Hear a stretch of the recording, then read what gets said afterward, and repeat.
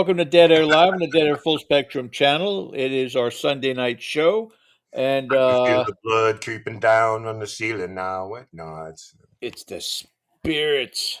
It's the spirits that have taken care of the ghosts of Christmas present. So, thank you everybody for joining us. Yeah, it's kind of weird that didn't kick in. So, and look at the chat. My God, exploding already. Is it because people are expecting drama? they probably are. They weren't expecting us, maybe. If you Well, tuned in for the song, sorry. yeah, you're gonna have to go in the archives now. That's so strange.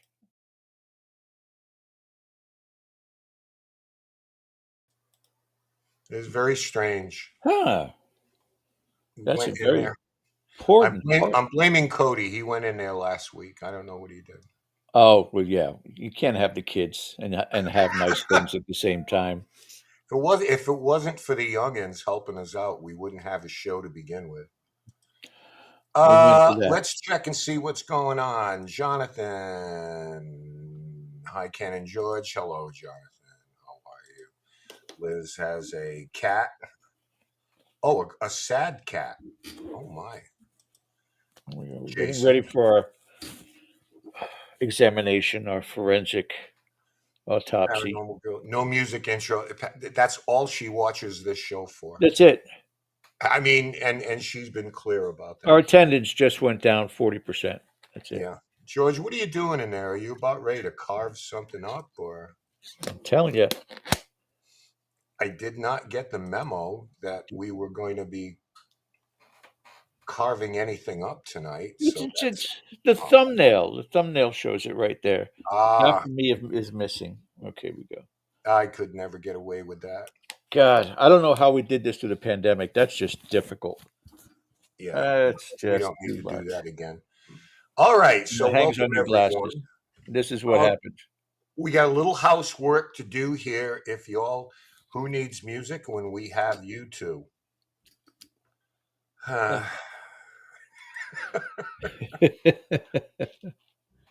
All right. So anyway, thank you guys for joining us tonight. Again, we appreciate when you hit the subscribe button, also the reminder bell for upcoming content, and as well the reminder bell. Thank you. And the thumbs up is very important as well. Click on that like, guys. It's important for the algorithm. Not that it's going to matter that much lately. It's been really weird. Everybody's talking about that their viewership, their attendance is down, yeah, and whether it is other events in life that intervene, the holidays, family gatherings, visits, traveling, uh, trying to survive the snow up north. We had it rough today, Ken, as far as the weather was concerned down here in Florida. It dropped to nearly 50, and we had rain. all right, everybody out there, send them some healing energy down in See, Florida. healing and prayers and thoughts. You Thank know, you. we've been dangling around 30 degrees here, so we're good. Hey, a little housework before we go here while you are rolling in. Something a little bit different. If you or anyone you know or anyone you think would be just right up our alley and you'd like to be a guest on Dead Air Full Spectrum, contact us at either radio show dead air at gmail.com or riseupken at gmail.com. All right. So if you are part of a group or a spirit medium, or if you're into ghosts, you're into cryptids, and you're into UFOs, or if you yourself are a ghost, a cryptid, or an alien, we'd love to have you on. We'd probably just need proof of residence at that point, but we'd love to have you on. So consider it. We'd love to talk to you, introduce you to our audience, and we are starting to get our act together for next year. So we want to spread a little bit wider net and hear what you have to say. Speaking of that, we're going to rely a lot on the commentary of our audience tonight. So let's go over exactly why we are here tonight, George. Yeah, it's an important part. I think every year a recap is something that is traditional on every form of media, what's gone on in the year of 2025. And we wanted to go down that road today. So, why no guest tonight? Well, because we've got a lot to cover, a lot to cover. And a lot Mhm. of it you'll be familiar with, some of it you may not.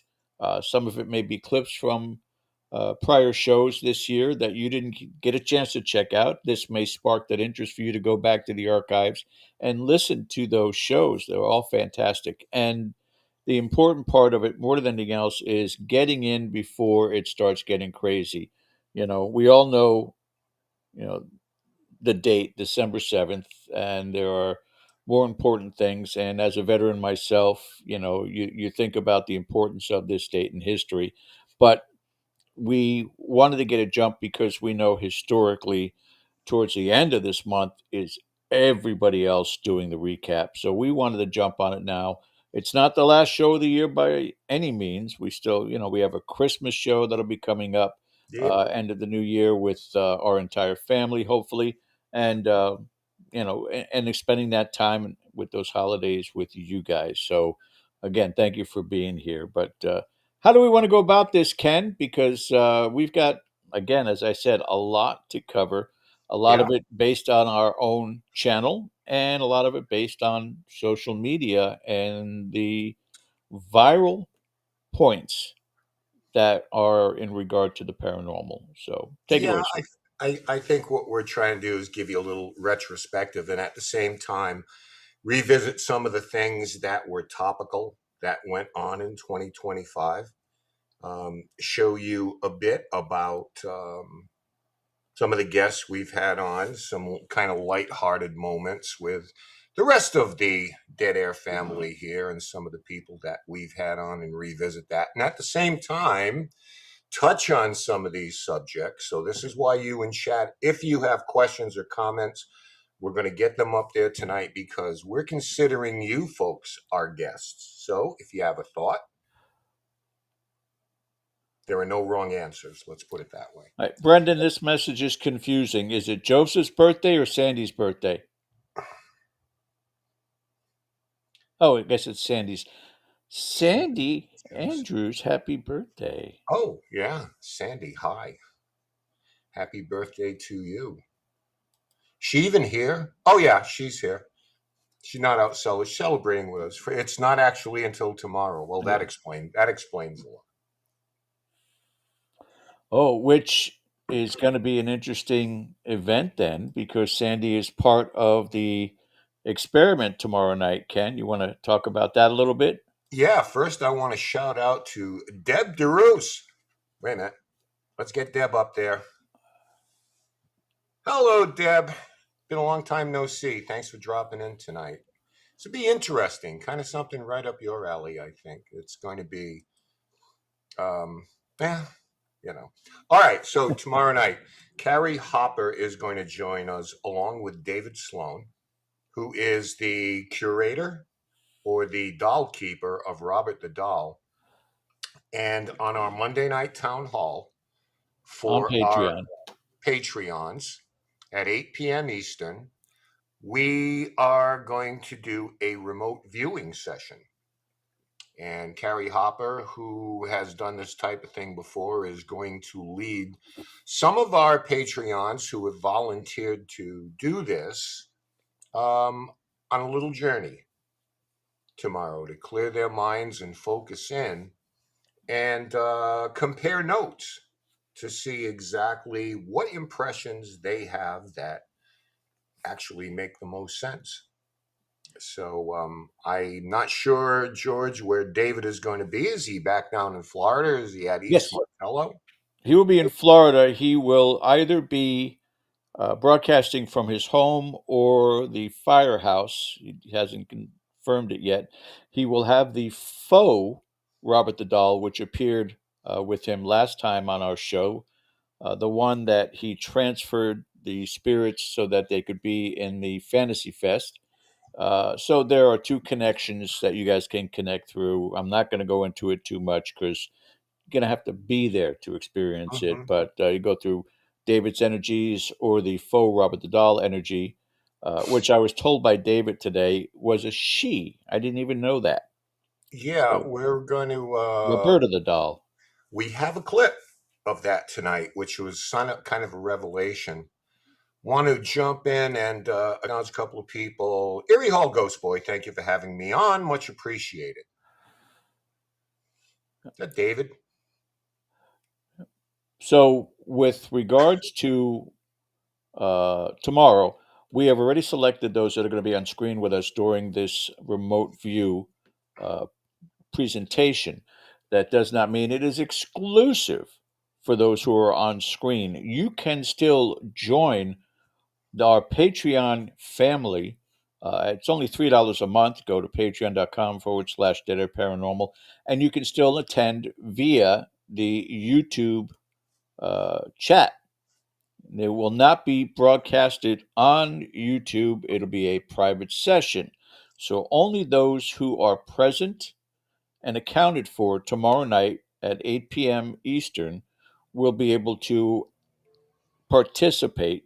You don't necessarily have to be on screen to do a remote viewing. You can still follow what Carrie is giving you instructions on doing and see what you are getting from this remote view. Type it Mm-hmm. right into the chat while we're doing the show, and we'll put it up on screen. So, anybody who's not a part of Patreon yet, you can get there. You can also join our Discord to get updates on what's going on tomorrow night. In the Discord, I can tell you is very, very simple. Dead Air Paranormal or Dead Air Full Spectrum Hosts. Very simple. Dead Air Full Spectrum Hosts is our Discord. You guys can check that out. Also, absolutely free and be part of the Dead Air Full Spectrum family. So, all that being said, Ken, thank you for indulging, and Yeah. let's proceed forward. Okay, Deb, I love remote viewing. Do you guys ever do it as a group? We have done it on a previous Monday, Deb. Now that everybody has kind of dipped their toe in the water and know what to expect, some of those same people of our patrons are going to give it a little bit more of a shot. Paranormal Girl 5. I think you just answered this question, George. Where do I view? Well, it's going to be private, as George just said. So, um, Yeah, got to subscribe to our Patreon channel. Again, that's patreon.com/Dead Air Paranormal. Sign up tonight so you'll be ready for tomorrow night. This way, Ken will already have your email. So correct. when he does the mass email tomorrow, you guys will all have access to the YouTube chat. You'll be able to view everybody else that's on screen, including David Sloan and Carrie Hopper. Mhm. So, if you're interested in doing it, now is the time. Tonight's the night. So, all right, Ken.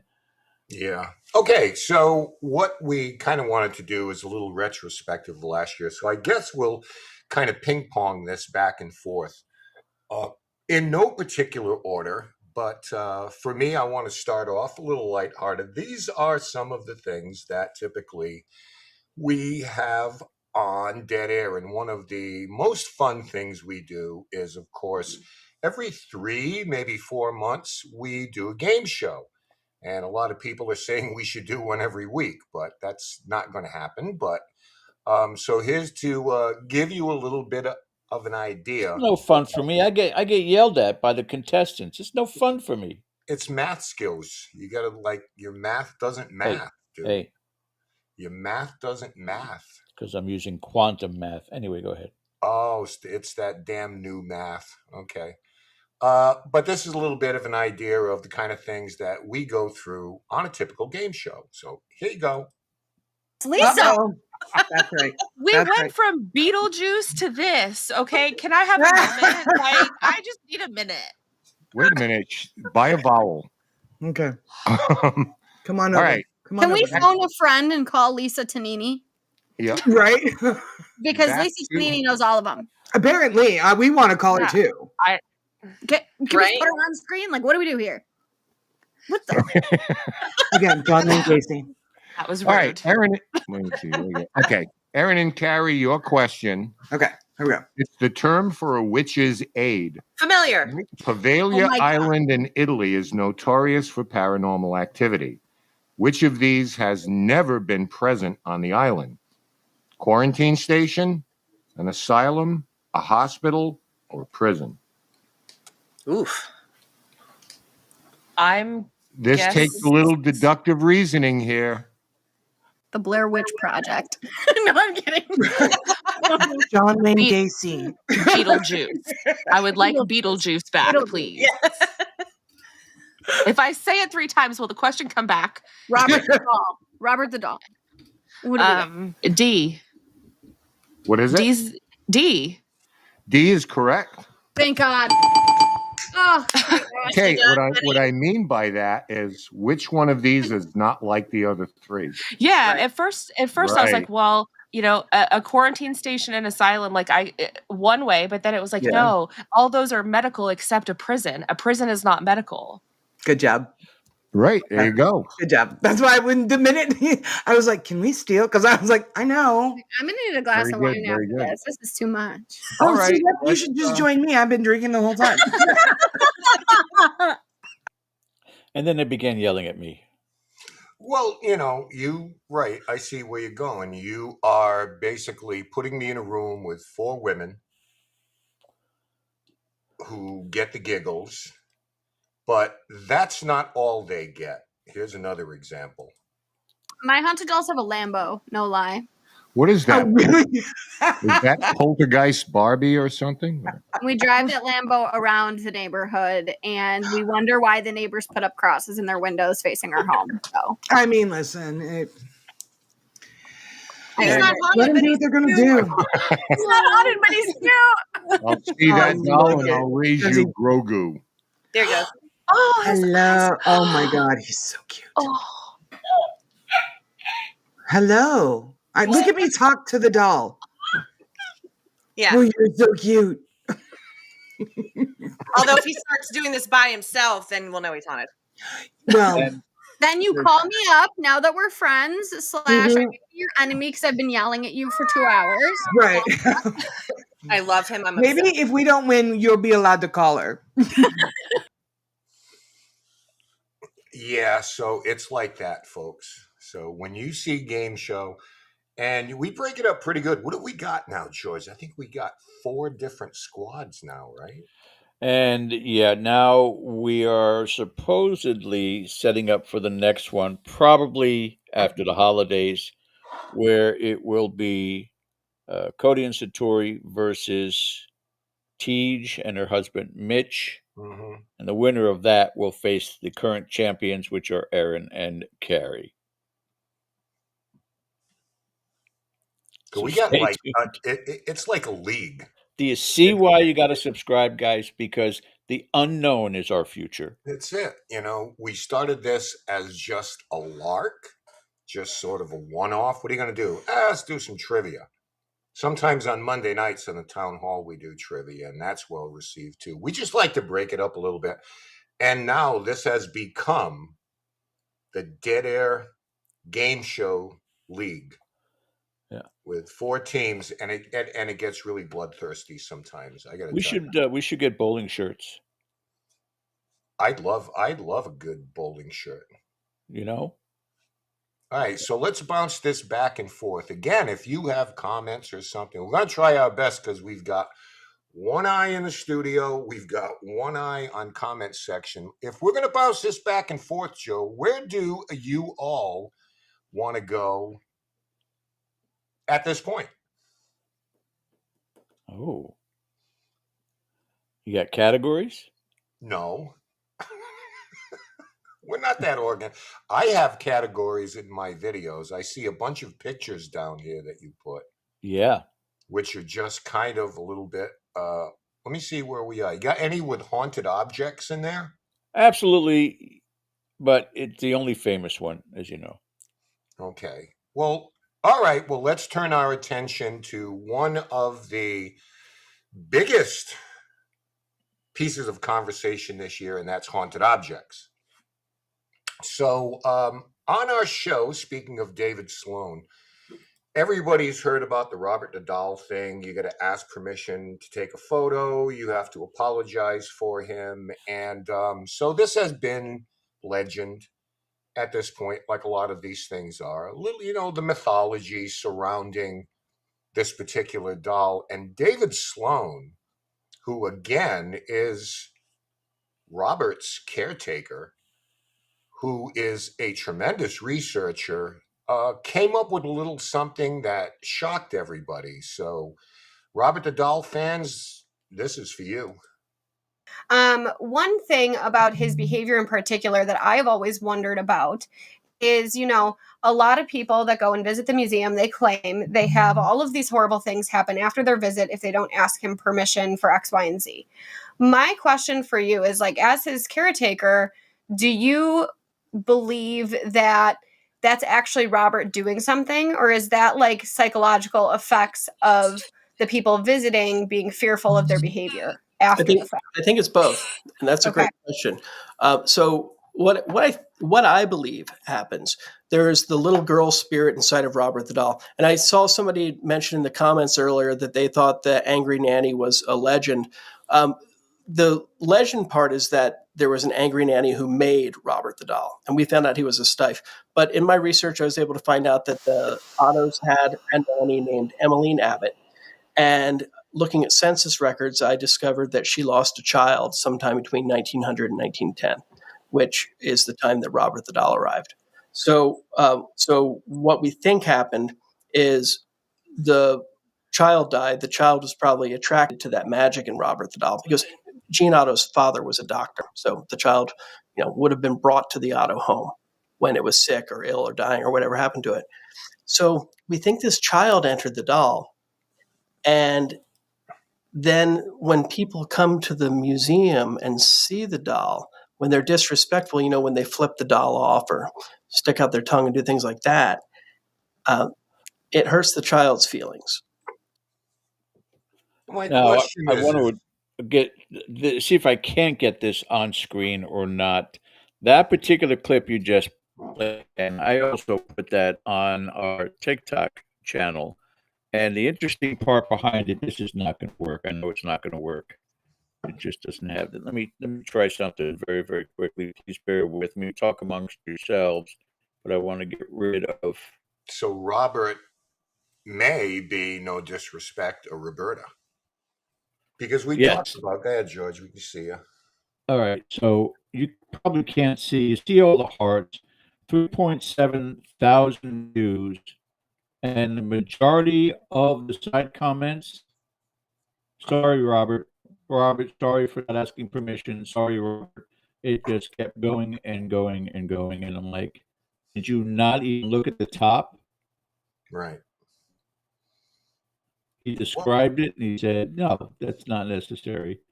So there's a whole bunch of sorries that are in there. It's just, to me, people just don't pay attention. Yeah, well, that is the bane of our existence. The urban legend, exactly. But it's interesting because we were talking about possessed dolls, possessed objects. And I think by and large, even the folks who have these museums will concede the idea that it's not so much what the heck it has to do with serial killers. Okay, no. All right, we'll get there, Joe. But even the people that have these museums and have a collection of haunted objects concede that it's not that someone is inside the doll, is that someone is adjacent to the doll, accompanies it, comes in visitation, remains, whatever their particular story is. In this case, where he talked about a little girl who passed away too early in life, who was a daughter of a nanny, and Robert was there at the time, that this little girl had an attachment to Robert. And obviously, he played a prominent role in her young life. So this may actually be the spirit who expresses or demonstrates their, I don't know what you, I don't know if you want to call it anger, but their displeasure in somehow or other being disrespected. So I thought, especially from his keeper, that was a fascinating little tidbit of information we got there. And I'm not sure how many of you, I know we didn't, we weren't aware of that connection. So that's pretty cool. Yeah, and that's the best part about so many of these guests that come on can, lay to rest these superstitions, these habits that people just tend to do, and yet at the same time, right from the mouth of David Sloan explaining it, and people they're going to stick to their guns and what it is that they believe, and more power to you. So be it. Well, I guess it's more fun to have that darkness and that little bit of a challenge. You get that little bit of an adrenaline, rush. And then you get to go home and be safe. So people like that thing. But that's something else, George. We're going to talk a little bit later on, the predisposition of people to believe one thing over another. Staying on the haunted object category here for 300. In one of her, if not first appearance, our friend Paranormal Tej and George had a conversation here, and a little side product of this is some weird camera work. So take a look. Yeah. Oh, yeah. I have technology stuff happen a lot. That's a very common, actually, like my main one that does that is this teddy bear right here, Jeremiah. Usually for him, he does this kind of stuff when he's like, hey, talk about me. I get that a lot. Interestingly, we had something very similar on another podcast I was on, and things like that. If he's like frustrated and he wants attention, he'll actually block me from being able to like text me or text people, use my phone, things like that. So a lot of times it's more of like a, hey, I need attention. He is a little kid. And so we get a lot of just like, he gets jealous and he likes to be talked about and he likes to be seen. And so, a lot of technology will, and see, okay, now look at my camera. I talked about him. And now it's perfectly fine. So that's a really good example of I hadn't talked about him yet, and now he doesn't like it, and then he gets his attention and everything. Forward too. It looks like he slid forward a little bit. I may be guys check back when you look at the replay to find out as far as that's concerned. I guess the odd thing about it is whether it's coincidental or not, that particular thing happens to her a lot. When she talks about her dolls, her camera goes wonky for a little while and then, comes back. So that's, consistency too. That's the interesting part about it. When she brings up those particular ones, that's when the glitches in the camera tend to happen. If it was a one-time thing, but we've had Tijan several times now, and it's always at that point that she starts having malfunctions. That's interesting. Yeah, and the thing that I'm impressed too is she remembers every one of those dolls' names. There's sometimes I screw up my grandkids' names, and there's like 5 of them, But, Jeremiah, it's like, okay. Moving on, we've got a couple of more things as far as haunted objects. This is a great memory and a great question by Erin Bush here that's answered by 2 experts in the field of haunted objects. I had it thrown at me. I was with my aunt and uncle. They went to go check out this little cabin near Lake Zor, and I went with them, and this woman collected these little statues. And she bought this one, added it to her collection. It was moving all over the place and everything. She was totally freaked out over it. So they had taken it out, and they did their things around the house and everything like that. We were driving back, and my uncle took it and threw it into the back seat of the car. He goes, "You want that, kid?" And I looked at him. I go, "What the hell am I going to do with it?" So, but it made me start to think about things and start looking for books on haunted items and picking things out. So, again, that's how it probably, again, lining some of it up and made me start thinking about it all those years ago. That little statue is what triggered me with starting my own collection. So my first thing that got me interested in haunted items. Actually started our book with it. It's the first couple pages in our book. Was this portrait of Christ that belonged to my grandfather, and every night he would pray to this thing. It belonged to his grandfather. It was from Italy and passed down through the generations. And his father had an experience that when he was on his deathbed, he was pray to this thing every night, and he was very scared to die. And he claimed that the portrait started talking to him. Portrait of Christ said everything is going to be okay. You have nothing to worry about. And he was at peace after that and had a peaceful transition. Passed down through the family. My grandfather would pray to it every night. Very similar situation when my grandfather was on his deathbed. He said that the painting talked to him, said his mom was going to come and get him, and then it was given to me. Thankfully, it hasn't talked to me yet. Well, that's good. Interesting so far, yeah.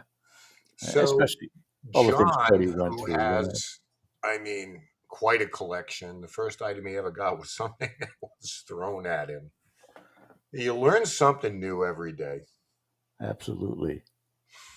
But I guess, George, the number one story in terms of haunted objects had to be the Devils on the Run tour, the Annabelle Over America tour. And there was so much. And you see one particularly disturbing thing. Dan Rivera, who I've met, never spent a lot of time with Dan, but always a good guy. Came to a couple of charity events. I think we hosted him on one of our other shows at the time, and passed away of a heart attack while on tour with the doll. Packing it up, I think, to go to the next town. Rest in peace, Dan, and our sympathies once again to his wife, children.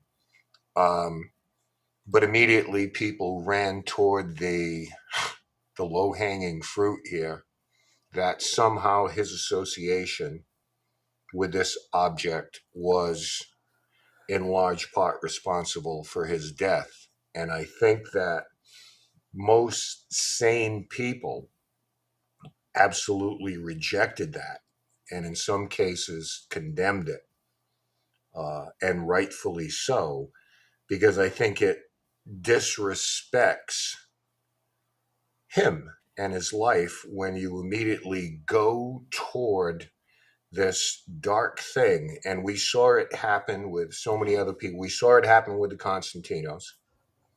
We saw it happen, ironically, and he didn't pass away, with Ryan Buell, where his actions were blamed on dark attachments. We got to get past that.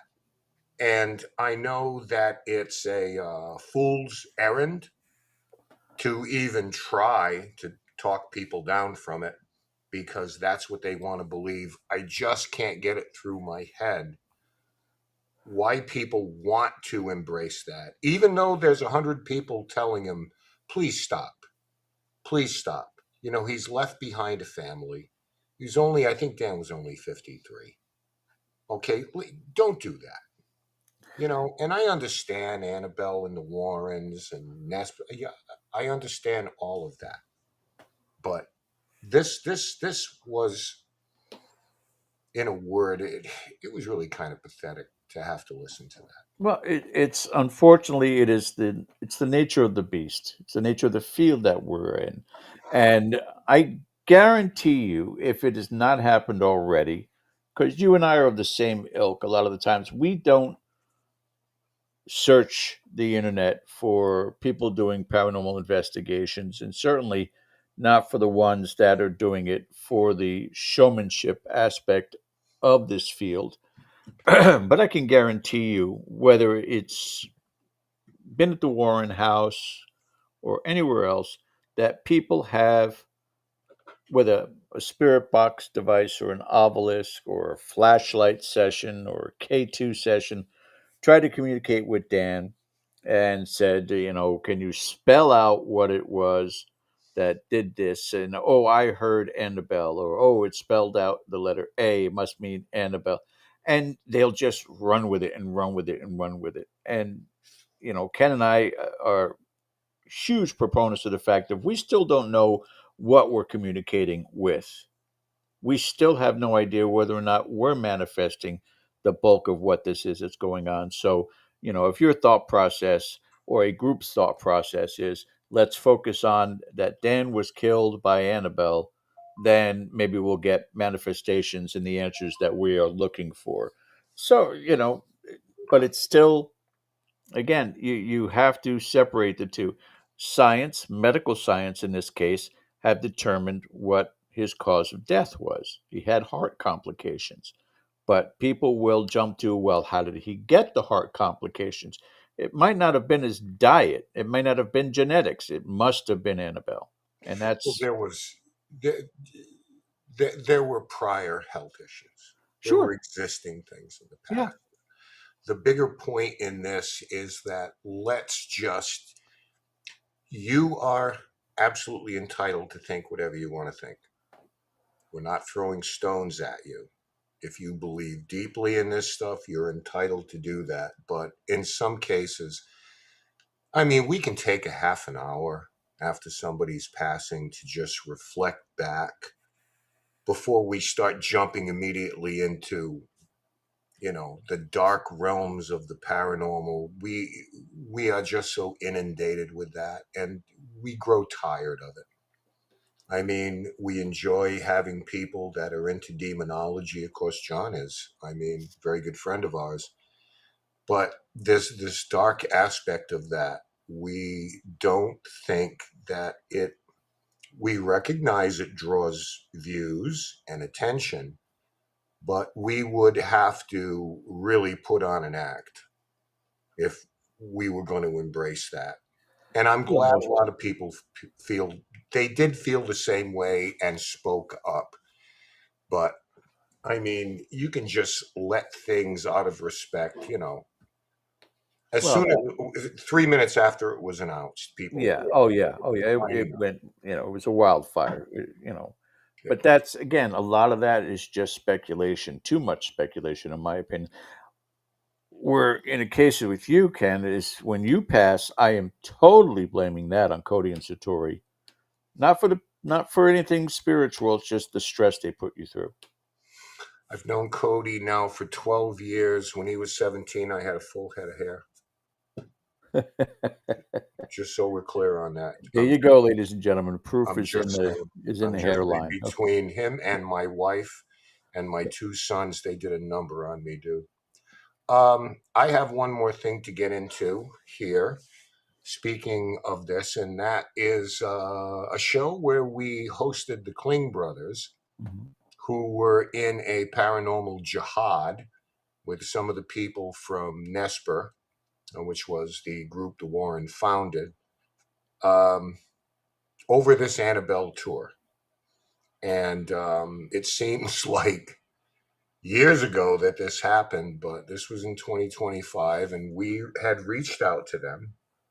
They had been guests prior to our show, and we just wanted to get a perspective of theirs. So this is how they felt about things. And for someone who might have missed the show, this might be kind of enlightening for you too. I saw a couple of people that are associated with Annabelle currently say that Ed Warren he wanted the doll to be toured around. He wanted it out there in the public. That is not true. We talked to his grandson today, and that is the furthest thing from the truth. He did not want this thing paraded around at all. So that, and I believe him. He's the grandson. And like I said, it really blew me away that all the major cases he was on as like an 18-year-old kid, a 16-year-old kid. Yeah. I mean, he was on these all the Conjuring movies. He was at those investigations. When he first got Annabelle, it sat in a rocking chair in the room in the house. It wasn't in a cage. It wasn't nothing like that. And so he had a lot of insight of just how Ed and Lorraine operated, how they thought, how they got along. They're a very loving couple. There's a lot of stuff that points Ed as in a bad light. That's not true. He's very, very proud of the things that happen. Now, he does not believe Annabelle is possessed by a demon. He thinks it is haunted. just like the reasons why we talked about manifesting energy, that sort of thing. The guy's super smart. I mean, his history and experience in the paranormal goes worldwide. Many countries, many religions, many experiences, and to listen to him talk, like I said, it changed our minds on some things. But we always want to check everything. I'm never going to say, "Oh, I heard this, then it must be true." No, I can't. I wasn't there. Yeah, I wasn't there in But 1995 when they heard the comment. I wasn't there in 1970 when they got the doll. I just got to go based on what I hear. But yeah, and that's where this whole thing started, is because I wanted to have the conversations with the people who own the doll and own the, why they're doing it and what they think, what evidence they may have had around the doll, and if they would be so inclined, if they would allow us to investigate the doll at some point in time. Very benign, but it really turned ugly fast. And then, I just have to just sit back and shake my head. It's, why can't we just have conversations? Why can't we just have dialogue and debate? And, it becomes this whole, their answer to something, or their answer to something confrontation, or what they think is confrontational, is you just need to shut up, or you're fat, or you're, what it's like, what, really? Have we come to this? It doesn't lend to your, it's like that kind of makes your argument less credible. If that's all you can come at me with is you're stupid and you're jealous and you're whatever. It's like, no, I want to know facts. That's all I want to know. And we go from that argument to this. Right. Wasn't long after. Yeah. Not at all. Not at all. And now it's become just a marketing product. That's all it really is. Yeah, And I mean the purchase, and there are so many details here. I mean, we at first erroneously reported it as a $5 million transaction. We retracted that. We got some bad information in the newspaper, local paper there, said something like 1 million. I think it was a little more than that.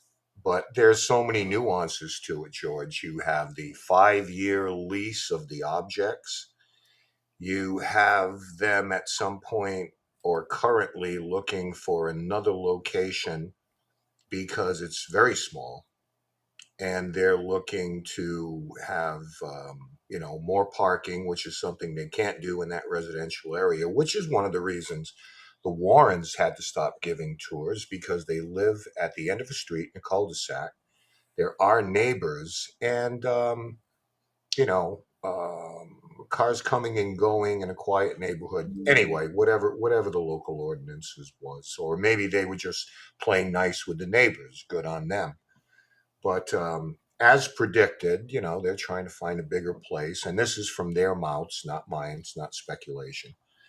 So whatever happens there, I do not know. The thing that I think is really on a lot of people's minds is the amount of money that it costs to investigate there in a very small group, because it's not that big a place, and the house can be used as an Airbnb, where you can do an overnight there and investigate the house itself, which no one has ever said it's haunted, but whatever. But then there is a sliding scale for creators. If you're filming, I'm not quoting any prices because I don't know, but for a half an hour, 3 hours, whatever, there's a sliding scale that on top of your renting the place, you're also charged if you plan on filming and making this public. So I think that is probably the thing that is bothering people the most. And we understand that $1 million or more, that's a big nut, as they like to say, and you have to make that back. We understand all of that. But as we'll talk a little bit about later, the idea of monopoly of ownership, where we've seen people buying up all these haunted locations, for what they call dark tourism. People want to go there. They want to investigate. They want to spend the night. And they're buying up properties and not being sure it's a good idea for one person or conglomerate to own a lot of different properties. Because where's the competition at that point? Financially. Yeah, I don't know. Like I said, it's one of those things that you can't stop capitalism. You can't stop the commercialization of the field, Mm, because there is an audience, there is a market, and they're going to, drain that market as much as they possibly can. And, more power to them, because a fool and a dollar are soon parted. And they're going to do that time and time again. Hell, again, it wouldn't surprise me that down the road, I mean, Matt Rife just did his Christmas special. I can only imagine the millions he got paid for that. So $1 million is nothing for him, absolutely nothing for him. chair But cushion money. huh? Chair cushion money. Yeah, exactly. Pocket change. So when it comes down to, they've got to make that money back for what they did.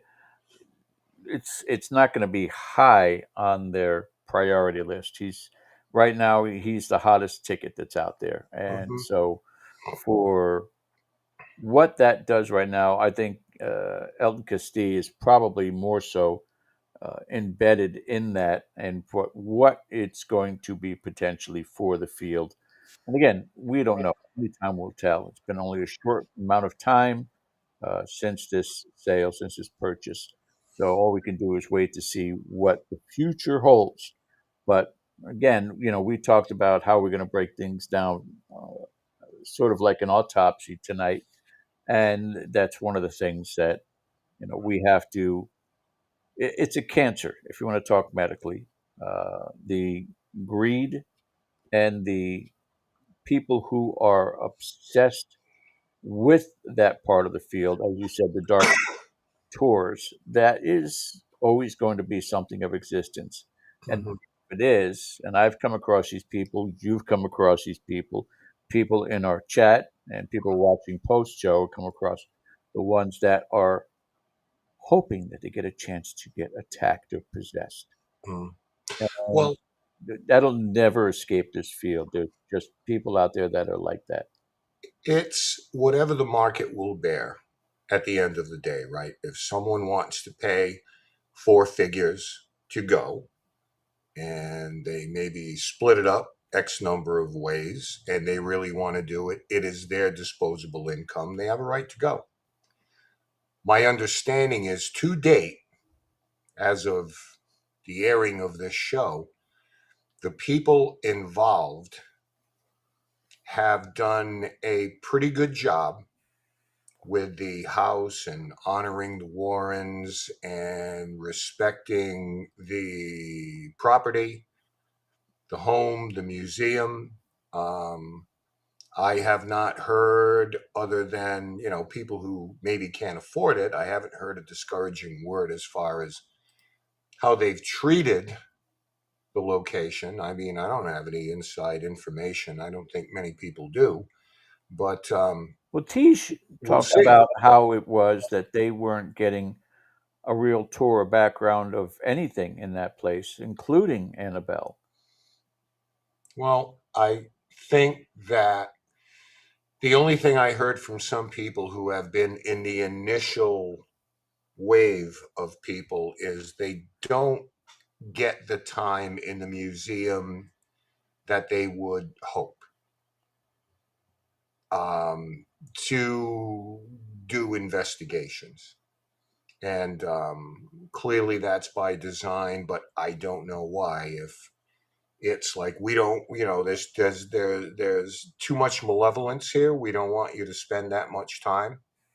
I think I'm being generous there. Or would listen, whatever the reason may be. I have not signed up for it or looked into it. I know it was posted, but I know now there are contracts, waivers, whatever there's paperwork involved now. I have not seen that to give you any kind of clear view as to the who's, the where's, and the whys. So the sum total of my knowledge about it I just honestly put it out there because I don't have any designs on going, you know, at this point. I have never been in it, and I've made it this far in life. I think I'll be okay. Yeah, exactly, exactly. But you have been to the Conjuring house where I have not. So thank you Yes, very that's much. true. That's true. So we're tied for the Warrens' visitation. I don't Yeah, have visitation rights there. but you got a leg up on the other place. Yeah, I do. We have visitation rights. Okay, let's move on to another episode where we invited back our good friend Chris DeCesare, who in the last year, all of a sudden, his world has just exploded. And of course, he is known, and he hates it, and I hate it, as the ghost boy of Geneseo, SUNY Geneseo College, where he was a long distance runner and had a paranormal experience there that really changed his life. And in so many ways, he stopped running for a while, he stopped going to class. This really truly affected him. And Netflix has just come out with a new series called True Haunting. And on the very premiere episode, I think Chris had a 4-part segment, or is it, or was it 2? I'm not sure. Three, I three-part know it's segment. Yeah. stretched. Okay. And to be honest with you, as far as these things go, I thought it was done very well. And he was very happy with it, which is what really counts. The casting was stupendous. It's like they found somebody who looked just like Chris. Very much so. But one of the real jump scares was the shower scene, which he I don't know. Right now, it's Psycho is still in the lead, but Chris is gaining fast as far as a shower attack scene. But we talked a little bit about that with Chris on the show. Yeah. And You for know, me, it was super scary. First, in a sensory, empirical sense, because when you're in the shower, the water is covering your eyes and your ears, so you're at a disadvantage. you're There's nothing vulnerable. around to grab hold of. The floor is wet. You've got no clothes on. You're absolutely vulnerable. And so the way in which that attack occurred to me was horrifying. It was almost evil. I just Damn right. standing there. I felt I was stabbed in the back. It felt like, and I turned to fight. And my gosh, I don't know what was worse: the fear of someone attacking me, the fear of thinking I was going crazy, the understanding perhaps this could not go on with me surviving it. A lot of things went through my mind, and all I knew is I thought in that moment I was dead. My mom had given up college to have me, probably a foolish choice, but she made that choice. And I loved her. And I didn't want her to think, oh my gosh, she gave up everything. And there's her son at the age of 19 dead in the ground. And so I tried very hard to make my face calm for the coffin. I didn't want her to see her son in distress. I wanted her to think, okay, at least he found peace, whether I did or not. So that's where my mind went. Hmm. It hits As a hard. kid, as a young man, I mean, he went through a lot there. And if I could just make a quick point, George, what I was really impressed about, especially back in the 80s like that, early 80s, between him and Jeff Unger and a couple of his other friends at the college, they did as good a job as documenting that as many or better than many paranormal investigators that would come decades later. Yeah.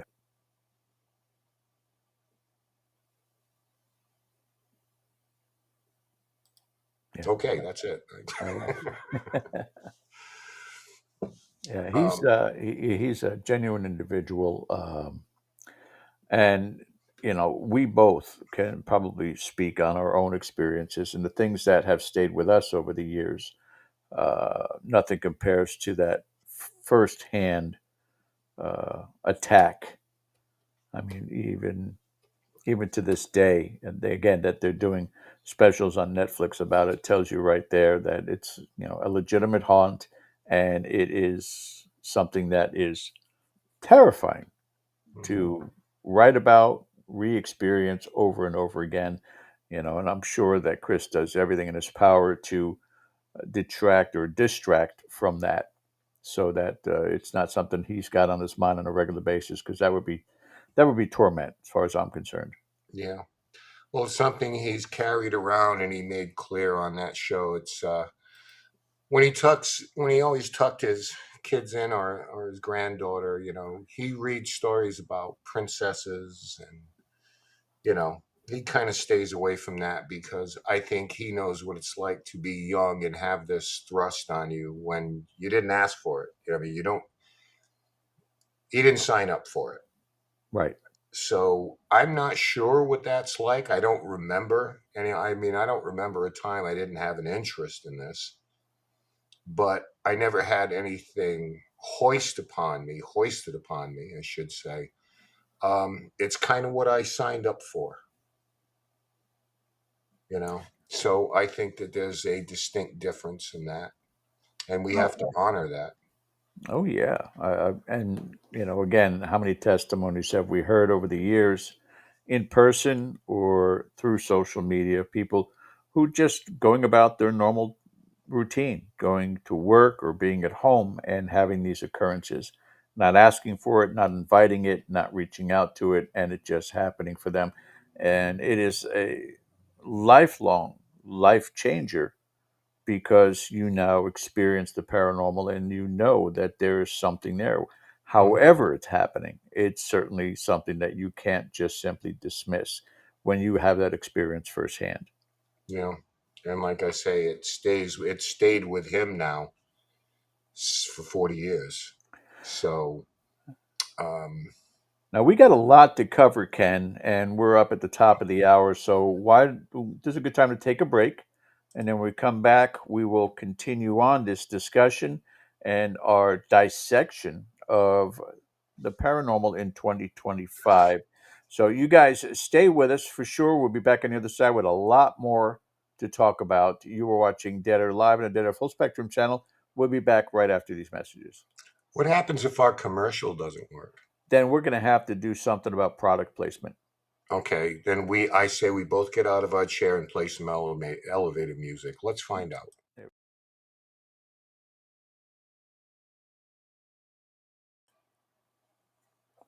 Are you kidding me? All of these have disappeared from our videos, and I don't know why. All right, I'm going for a drink.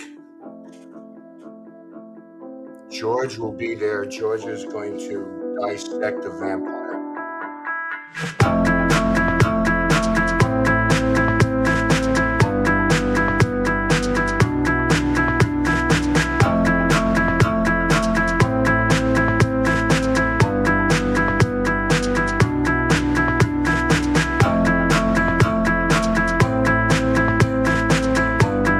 Honestly, don't know.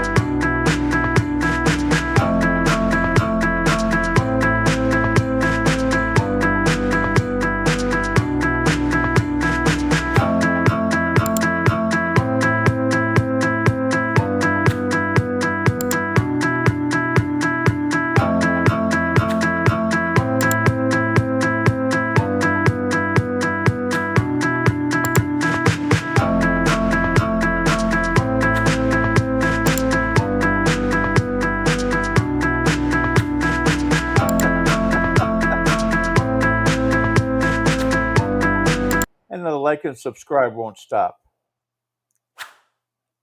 This is crazy. Hey, Ken, the like and subscribe won't stop.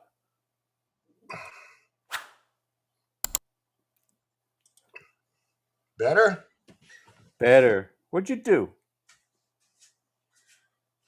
I had to break into the vault to do it. This That's is the all. strangest things going on here. No, we just have to reload all our stuff now for some reason in studio. Yeah, well, they're all blaming it on Cody, so which is a good thing. Yeah. But it's really, again, guys, a good point in time for me to bring up, if you had joined late, that we talked at the start of the show about the Monday night town hall happening this week. Now, if you're not familiar with our Patreon page, which is Dead Air Paranormal, patreon.com/Dead Air Paranormal. Every single week on Monday, we do what we call affectionately the town hall.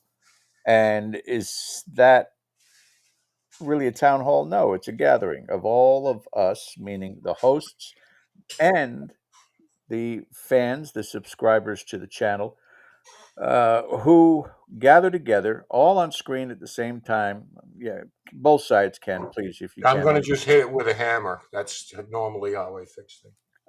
But this coming Monday, or tomorrow to be exact, a very, very special event with a very special guest, David Sloan, who is the curator, the one who takes care of Robert the Doll there in Key West, Florida, is going to be joining us because, with the help of our Thursday night Well, That Was Weird host, Carrie Hopper, we're going to be doing a remote view session to the museum, which holds not only Robert the Doll, but a multitude of haunted locations. We've done some remote viewing in the past, and in doing so, have come back with some miraculous results. We did it at the Pain House, we did it at Alex Gaska's childhood home, and then we did it at Tija's house as well. And those participants were remarkable. If you feel like you are interested in doing this tomorrow night, while the screen is already full, we have selected the people who have volunteered to join us. You are more than welcome to join us continually as we're doing it live in the chat. And again, if you join tonight with Patreon, tomorrow you'll receive the connection link by Ken in a group email so that you can join tomorrow night, participate in the remote view, and enter your results in the chat as we go through this tomorrow night. That is 8 p.m. Eastern, tomorrow night, Monday night's Patreon Town Hall. Yeah, and the thing I remember about Patreon too, if you want to give us a shot, because there's an awful lot in there. And if it's not your cup of tea, then you can end your subscription. I mean, it's totally your choice. We try to tell people, come check it out. Come into the community that we've built. There's a lot of behind the scenes stuff. We probably swear a lot more and things like that. We talk about a lot of different things, whether it's paranormal, recipes, or UFOs or whatever. So, again, if you want to give it a shot and it's not for you, then the choice is yours. And if So, you like gossip, the inside gossip, we do that because it's not broadcasted yeah, over the broadband. So you can come in the, and listen to all the hot gossip. the things we can't talk about. Okay, so let's circle back here. And one of the guests that I never heard of remote viewing for, now I'm doing it. Be careful out there, Sandy. And she says Um, Amanda might join her tomorrow, so God help us all. well, she said Amanda remote viewed some. This was in the comments way back. Amanda remote viewed something over the last few days here, and it turned out her daughter was right, and they checked it out. So good on you. Good on you. God, I hate it when she's right. I know. Kids. Says the guy that constantly leaves me alone with a screen full of women giggling and drinking wine or whatever the hell they're doing. I don't know. For the first time, believe it or not, we welcome the one and only Dustin Parry on the show. And if you follow him on his shorts on TikTok, he shared with us a little tidbit of what you can expect there. Get by the 7 seconds. Wait. You have to do it. For the show, you have to do it. It's on every one of your videos. It is. It is. It goes a little something like this. Coming at you live like I do every night from the heart of the Phantom Zone. And then there's like 45 seconds of like some motivational thing that I came up with that day. And I put them out there. None of it's monetized. None of it's making me a damn dime. But I put it out there because I hope it may help somebody. And that was going to be worth more than any dollars you could put to it, you know? So I love it when I'm doing an event and somebody comes up to the table and they sing the song. Like, it's just the stupidest thing. but it means something because I know that it resonates with them, that they enjoy it, you know? Yeah. Yeah. Great guy. Dustin is an example, and I'm sorry I did not get any of this. I was kind of pressed for time. We don't have commercials, but we have videos tonight. But something we talked to Grant and Rihanna Wilson about, and that's having something outside the paranormal. With them, it's their music, it's writing, it's travel. So you don't get eaten up by this and obsessed by it. And that's always a piece of advice I like to give people who may be starting out or maybe been around a while. Just say, have something else in your life. And for Dustin, the idea that he is now as well known as a motivational speaker and has engagements at these places than he is in his time on Ghost Hunters.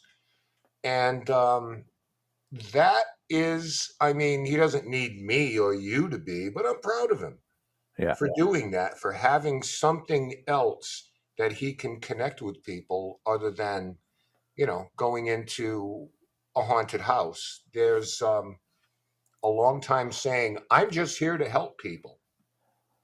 I don't know how many people live by that credo anymore in this field because a lot of people help themselves, but I digress. My point being is that help comes in many forms. If you want to help people, you can do it outside of ghost hunting. And I applaud Dustin for seeing a bigger picture out there and trying to do those type of things to help people. And if ghost hunting helped his name and get him in the door to do something like that, so be it. Good for him. Yeah, I think the transition is almost mandatory today. I don't know so much. I mean, when at the height of this field, I don't think social media was as manic as it is today. And so when people were getting involved in this field, it it was at such a fever pitch that people were obsessed with it. They were obsessed with the aspect of the shows, and then once they got involved with it, also Yep. they just overdid it. I mean, I saw it firsthand, even on investigation. So, now people can be easily distracted. You know, Yep. I haven't seen it because I haven't gone out in investigations in quite some time, but I can imagine that there's even teams out there that are so fixated on their devices, their phones, that they could be bored in the middle of a session, decide to start watching Netflix. It's not the same focus that it used to be back then, which from an investigative standpoint can be detrimental, but from a being able to escape and not be so focused that you let your imagination run wild, I think is a benefit. I think it helps your objectivity if you have something else in your life Yeah, because you're not just chasing after something all the time that may not be within your reach obsessively. every time that you do it. Yeah. So I think it's very important to have something else in your life. Go for a walk, a real short story, and then we're going to move on to the Conjuring House situation. Um, we have an investigation coming up in the Hudson Valley in Rockland County, New York. And I was called by a very concerned mother. So, long story short, she wanted me to speak to her husband because she's all about it. He had reservations. Very religious guy. But concern was, stop me if you've heard this before, he's just afraid you might make things worse.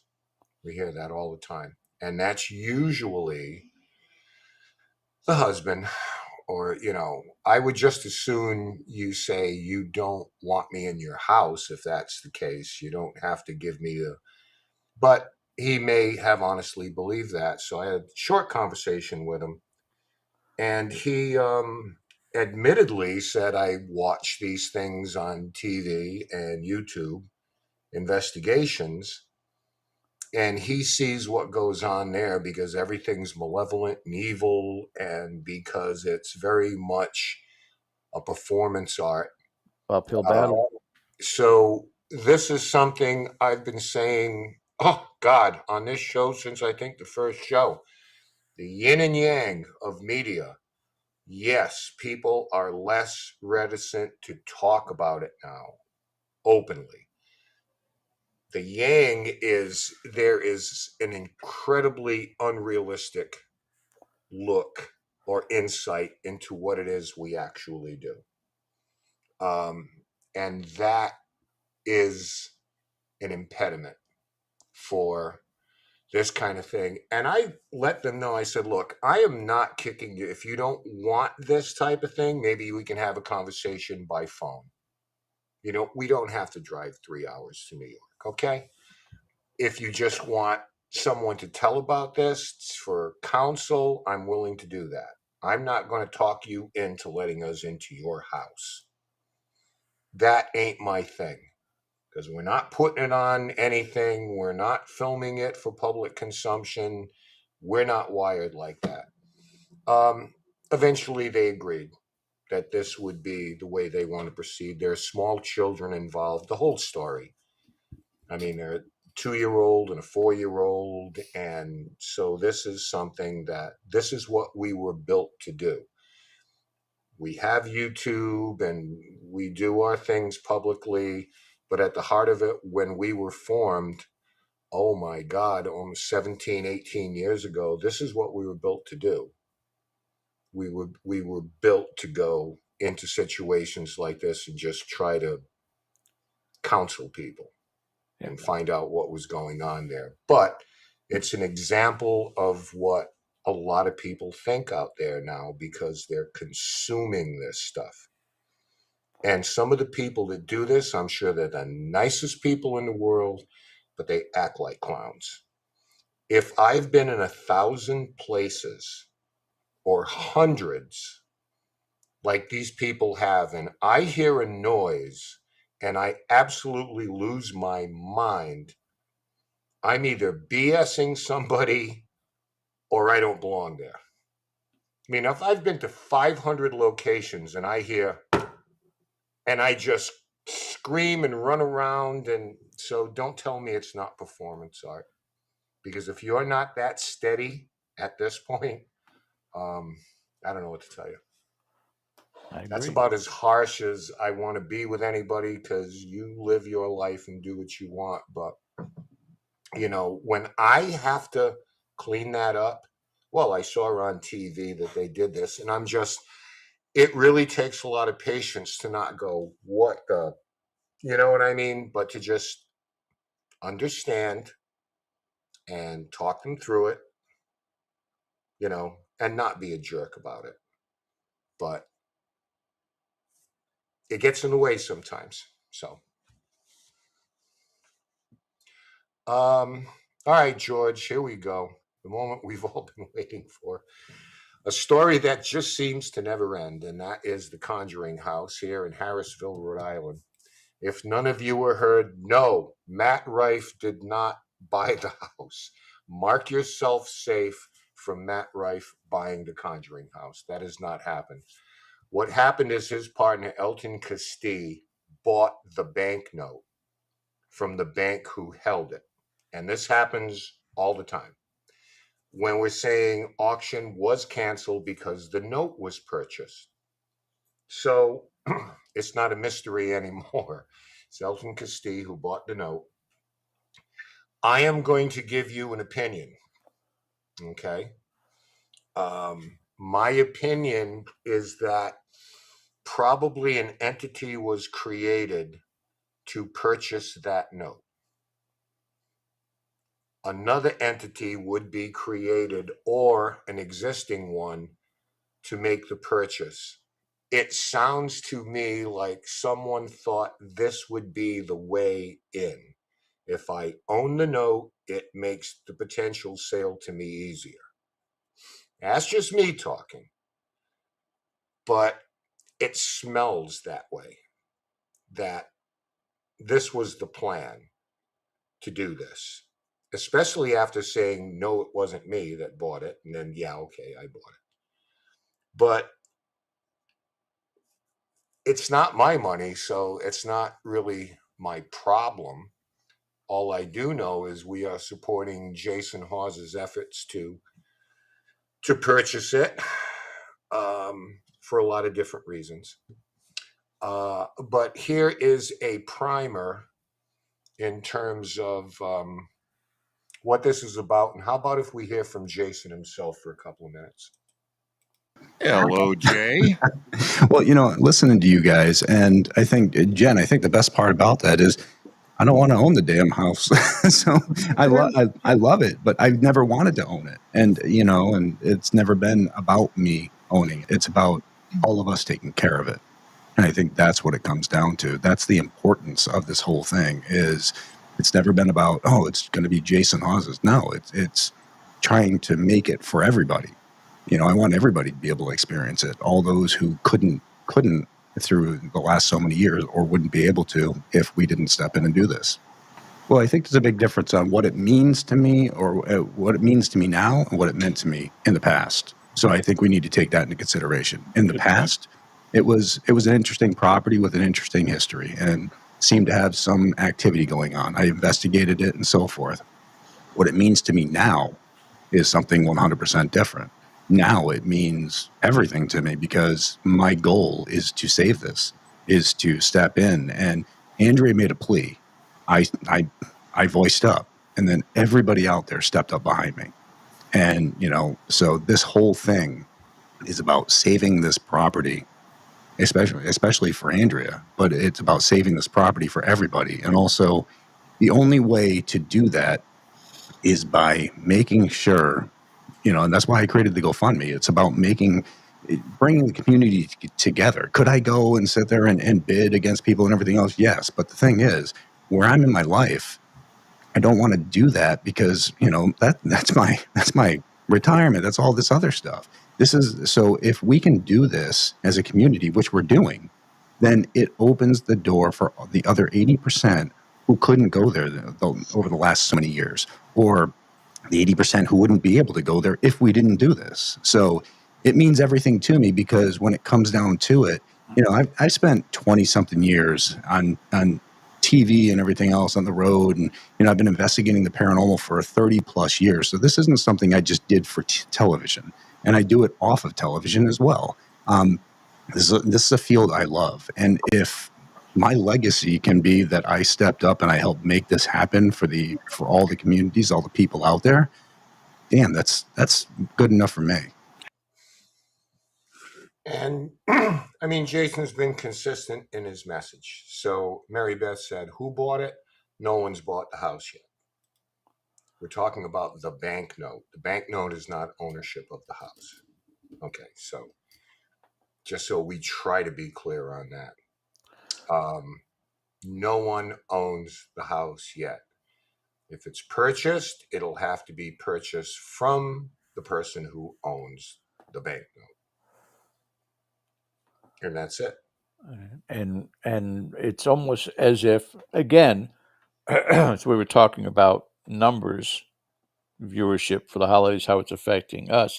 It seems as though the holidays have kind of stalled that out also. Everything's kind of gone quiet at the moment, and it may not even be moving forward until 2026. And all we can do is wait and see what happens. Who jumps in and grabs this brass ring?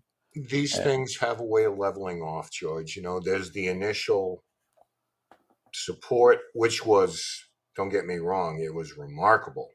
I know it was over 300,000 that they raised. Where that is now, I haven't had an update. If someone asked me, can you still donate? I would say yes. I mean, I don't think they've closed it yet. But the message has been consistent. The reasons that he stated are his. If you have questions about it, hey, go to the Conjuring House page. They have moderators. Every once in a while, Jason jumps in there. So we're not, the the spokespeople for what's going on there. There are things, and he's alluded this to, that he can't talk about in a legal sense. So hopefully you respect that. I know. Okay, Sandy is like, now there's somebody who can keep score. She got her math together. Hey, 319,100. Just like that, George. Like that. Like that. well, I wasn't feeling 100% last week. That's Yeah, pulled muscle. So that is the current situation with the Conjuring House. Without having to revisit, I mean, if you had any of this on your bingo card 2.5 years ago, congratulations, you win, because my goodness gracious, it's been an awful lot, and people who have tried to just kind of leave it in the rearview mirror find themselves. I mean, the house will never go away, it seems. So that's not the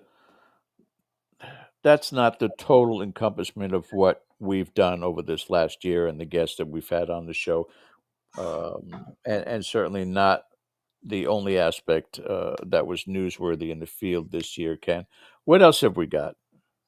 as far as what? Video Conjuring clips? House?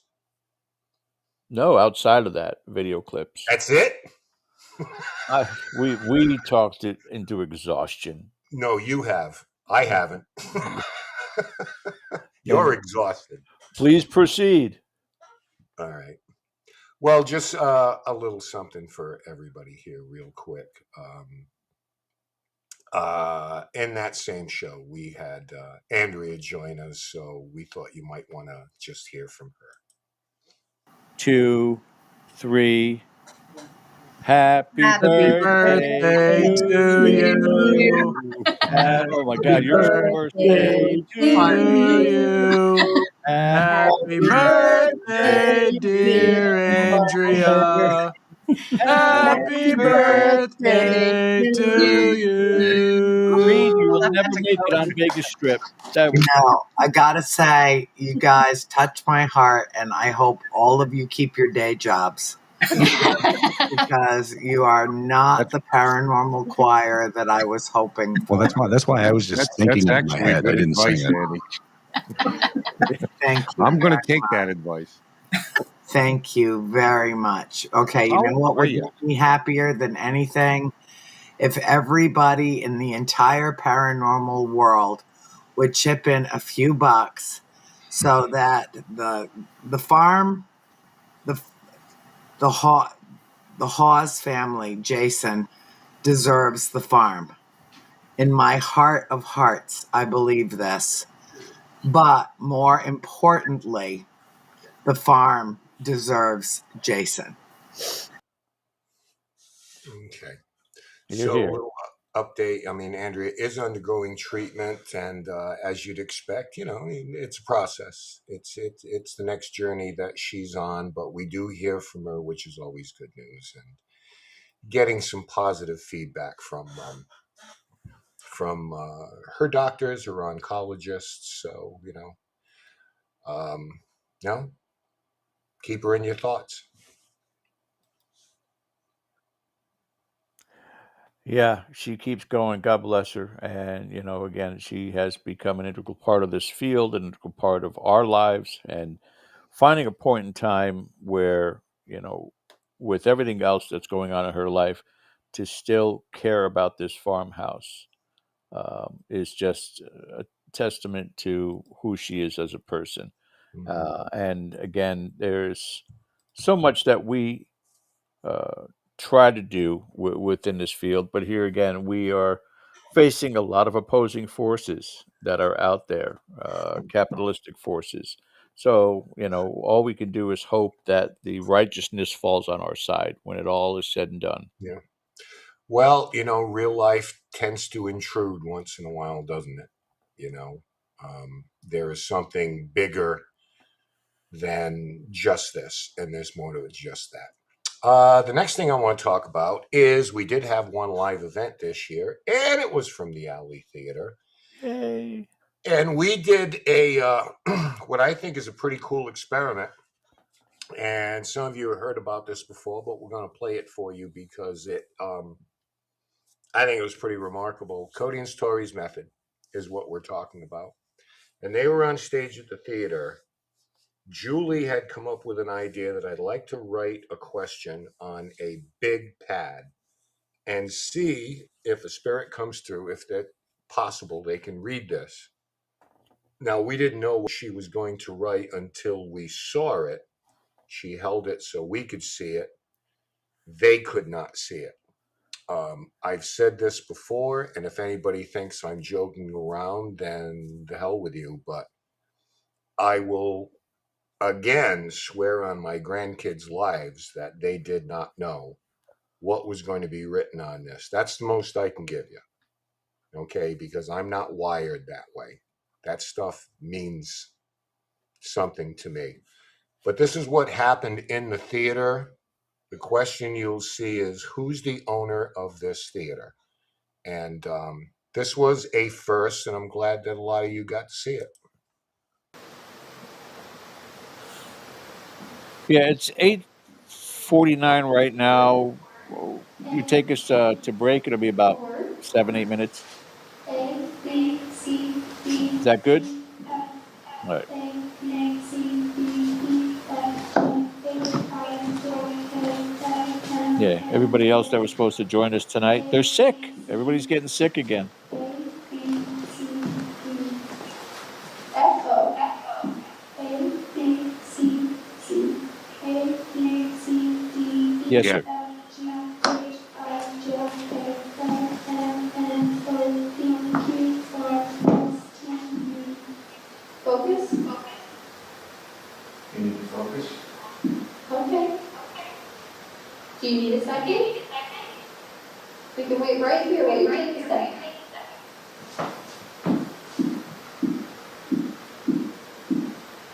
A, Your first visit, John, going there this time? F, G, H, I, J, K, L, Very active. A, B, C, D, E, F, G, H, I, J, K, L, M, N, O, A, B, C, D, E, F, G, H, I, J, K, L, M, N, O, P, Q, R, L, O, I, A, B, C, D, E, F, G, H, I, J, K, L, M, N, Lorna?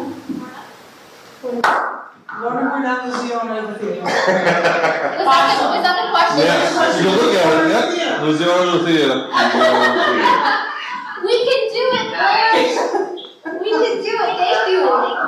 That's awesome. The happiness there for us that it was real. I mean, that was absolutely real. There's two directions you can go with this. Yep. Well, three realistically. The one, fortunately, those that are the debunkers out there, well, it was all staged. Ken was in on it. Julie was in on it. Cody Satori were in on it. That's, again, what's the point then at that point in time to film it for just complete destruction? The second one you can subscribe to is, what if there is, because of his near death experience, innate abilities that are only within Cody to not only create the knocking sound with his mind, but be able to read Julie's mind and what Julie wrote down. And then the one that I subscribe to, I think is a little bit more plausible, is we are testing boundaries never tested before. To be able to know that these spirits can indeed read and this is up for Ken's own, just because he's had the experience, and or read Julie's mind, her thoughts about what she wrote down. So it's an interesting concept that, again, had never been seen before, and I'm hoping and wondering if there are future tests like that in the future. Yeah, we always come up with something like that. Was one of those we decided to. I mean, we were working without a net, to be honest with you. Right. When we did it, it's like, boy, I hope this works. This would be.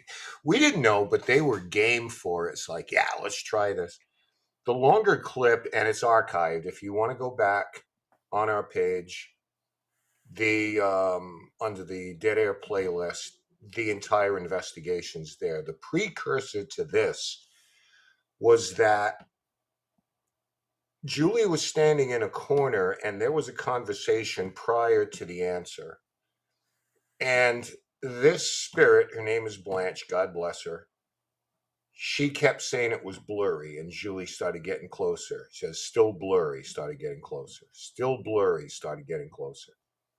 So now, whether that's reading the paper, she told us she was reading the writing. So I'll just go with that. But as we got a little closer, she was able to pull that out. Later, about an hour later, we went into the basement, did the same thing. This time, totally, they were looking away from the paper. I had them totally face the wall and asked another question. In that case, it was actually, how many years were you married? Talking to this same woman. And they kept trying to spell, and she was just tapping. They kept trying to spell, tapping. We knew it was a number, but we couldn't tell them that. We couldn't say, hey, try numbers. They had to find their way on their own. And one of them, maybe Cody, says, is it a number? And then he got an affirmative, and then they said 1, 2, 8. And then the number 28 came up. It's not worth arguing over anymore for me. You know, it's like, it's not worth arguing for them. It's not worth arguing for me. We had a comment when they did their show the other day. You know, someone said, too bad that they were debunked. By whom? By whom? A clip of a video that is a lot longer than that. And I know because we own it, we took the video. And there are instances in that where the knocks were coming and he's not moving a muscle, but it's easy to cherry pick those where he was, maybe shifting or something, and everybody, aha. But, you know, I almost feel the same way as you do about the Conjuring House, George. You know, it's just like I'm kind of talked out on that. So I'm not here to advocate or be their attorney tonight. I'm just showing you a clip from a live event that we broadcast here that stood out. And we had a good time doing it, and I'm glad. And thank you for everybody who showed up that night and walked through it with us. Well, I've got to correct you on one thing, Ken. I think you're absolutely wrong when you say, thank God that it worked. Because if it didn't work, that was also vital information that we didn't have before. Well, you know how it is, but I'm looking at it. Everybody wants results, right? It's why people go ghost hunting, so they can get evidence, you know. But it doesn't always occur. It doesn't always manifest. Of course. So. And this particular thing, I say thank God it did, because, you know, it would have just opened another door. You know, they would have thought the world of us. Ha, look at Ken and his group. They pulled it off. Well, You know what I mean? They, you know, again, well, that's it. It's a lose-lose when it comes to those in the it's, field. yeah, it's the court of public opinion. Yeah. The court of I mean, public you could have, you know, said, can you read this? No, we cannot read things that are printed on paper. Okay. Can you read Julie's mind? Yes, I can. The number is 28, you know, and things like that can come about from loss. You know, in other words, the experiment never ends. It never ends. There's a No. next plateau to reach. Absolutely, in this field. No, it absolutely doesn't. So, like I say, it's glad that we did it. Julie came up with that night. Of course, we ran it by them. They're like, give it a shot. So, live and without a net. Julie's an absolute asset to the team. She's always thinking outside the box too. God bless her. Yeah, she belongs in DARPA or something like that. What else? We had a nice visit with our good friend Michelle Belanger, who you'll love to see on the show. And Michelle gave us a little bit of conversation with George about how misinformation is bad in the paranormal and who in particular is giving it out. Like back in the day, Jeff Belanger's not related, website Ghost Village was a really good clearinghouse for stuff like that. And I don't know anything that is a good comparison now. Partly because we've shifted from blogs and written stuff as the main preferred way of accessing information to we want it in a video. And those are so much harder to, I don't know, there is not a good map to lead you through the very thorny forest of misinformation and people who just want to either make a buck or feel special because they have presented themselves as an authority when they're really not. I think Michelle just answered the questions that we were just talking about right Sums it there up. in that clip. Yeah, she sums it up. Much more clearer than I know I could. People looking to make a buck, just passing along misinformations, painting themselves as experts. Thank you, Michelle. Yeah. And they multiply like rabbits. Very succinct. Very succinct. Geez, I don't even know where to go now. Let's look at, and then we can circle back. Let's look at some of the shows here on Dead Air. This is a typical Cody and Story taking a poll, the two masterminds here. This is their latest show. In your head, or a word pops into your head. If you're not a medium or psychic, you're just a normal Joe, and something pops into your head, write it in the comments. We're I all want in to the hear it. paranormal field. We're not normal. We're not normal. We're all None of weird. us. None All of right. us are normal. Let's switch over to the picture. It's a little strange statue looking thing.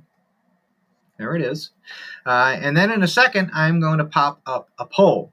And the question might be a little confusing at first, but once we start reading the case file, which we're going to momentarily, it'll make sense. And we'll explain how to do that. So let's switch over to the poll. Now that you got a kind of image of what it is, there'll be a picture over there as well. So tonight's question for the poll is, do you believe? What the heck, Cody? Hold on, I'll fix that right now. See? So any of you that subscribe to our case files, you see the actual case files done by Cody at the time of the case, and you'll see spelling errors like that. All right, now it's fixed. Do you believe objects can give off phantom smells? I kind of like believe. All right, do you believe objects can give off? Real masterminds. But there's another facet to their show that everybody loves, and that's called Guess Who?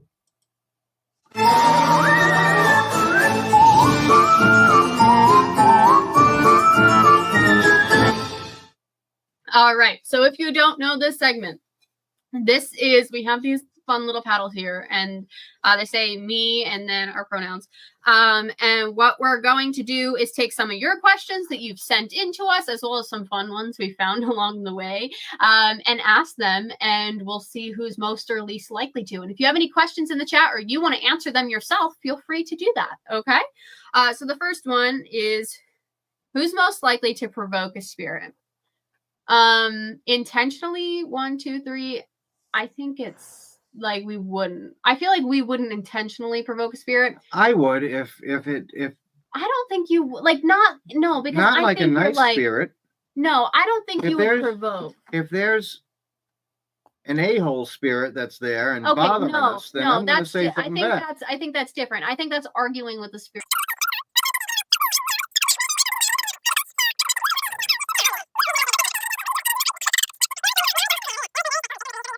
In the rare case, if they start treating us not so nice, I'm using the I kind just words shut here. them down.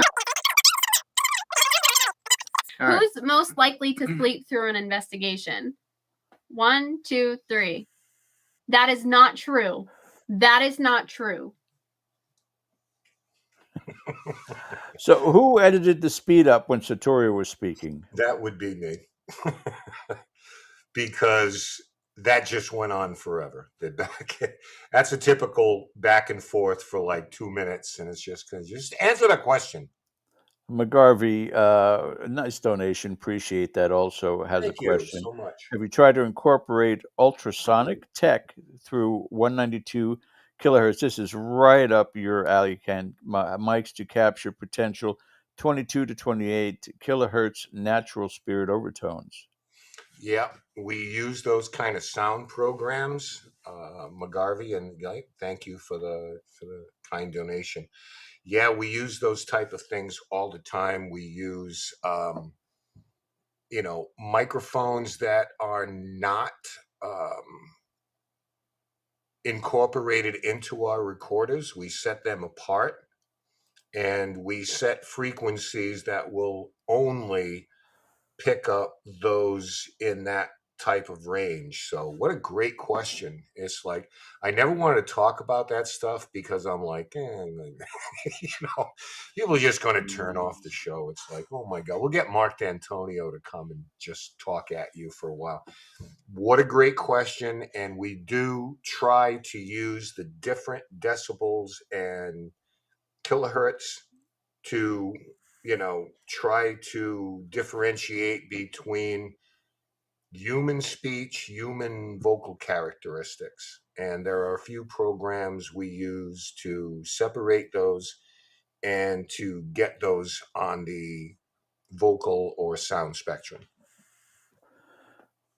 Now, let me ask you a question about this, Yep. Ken. I know we've still got some more clips to cover there too. Yep. When it comes to that EVP session, and if somebody is just using a standard recorder, now let's not talk about the Panasonic D20, I think it is, No, but it, let's not. yeah, but let's talk about any other one standard, Olympus as an example. Yeah. If you're in there investigating by yourself and you play back and you capture another voice, I'm pretty much betting at that point, with the exceptions of your stomach growling and oh, I heard a growl, but actual phonetics going across there, you Mhm. know, I really don't see a problem with it, even though people will break down and say there might be, again, reused recordings, and when that's what you're picking up on, things of that sort. I'm just not a subscriber to that, especially when you're getting some pretty creepy responses. What are your thoughts on that? I think it all depends on. Sometimes it's the arrow and not the person who's shooting it. So the first thing you want to do is you don't need to buy $1,000 recorder, but there are certain things that you got to look into. And I wrote about this on Patreon because a lot of people say, how do I pick a recorder? So there's things like sampling rates, and there are things like format MP3 versus wave, and why it should be one and not the other. Having a recorder that's shielded, or even if the outside is plastic, to find out if the inside is metal and shielded from outside interference. Best thing to do is just buy something with a metal shielding, a metal case on it. So there's all sorts of things to consider there. If you have one of those, you are increasing your chances that it is not outside interference. A lot of times what I tell people is the tri-field natural meter. If you can find one, put it next to your recorder, set it to microwave. If this thing starts bouncing, write down the time to see if it coincides with anything on the recorder you might pick up, because then you might be getting two-way communications or microwave interference. I mean, the problem that we have now is that the damn things are all around us now. Microwave signals between phones and two-way radios. So it's sometimes it's a needle in a haystack type thing, but I'm always looking for if it's in some type of context. It doesn't have to be. It can be residual in nature.